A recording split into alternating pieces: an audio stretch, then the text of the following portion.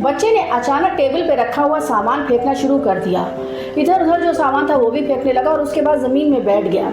और ये सब कुछ उसने गेस्ट के सामने किया। जी हाँ, उनकी मम्मी का यही कहना था कि इससे पहले उसने ऐसा मिसबिहेव नहीं किया था, या आज उसने पहली बार ऐसी हरकत की है। कभी इतनी और सिचुएशन गेस्ट के सामने हो जाती है। क्या कभी कोई ऐसा केस आपके घर में छोटे बच्चों के साथ या आस पड़ोस में भी हुआ है? आप कैसे डील करते हैं इन सब केसेस को?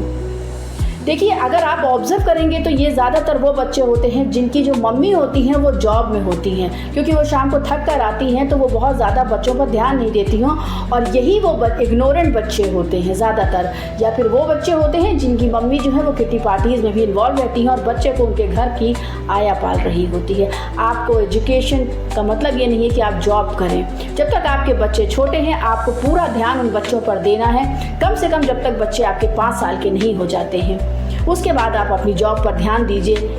और अगर ऐसा कभी कोई केस होता है तो आपको सबसे पहले जाकर काउंसलर से मिलना होगा। लेकिन इस बात को ध्यान में रखिए कि जब तक बच्चा 5 साल का ना हो जाए आप अपनी जॉब को इम्पोर्टेंस नहीं देंगी, आप बच्चे को इम्पोर्टेंस देंगी।